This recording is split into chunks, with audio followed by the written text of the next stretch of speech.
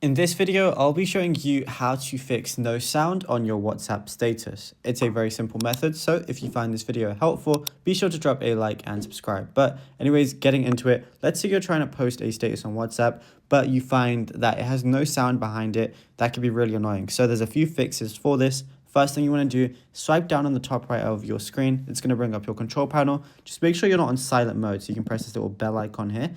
Then when silent mode is off, it's going to show up like this. It's not going to be selected.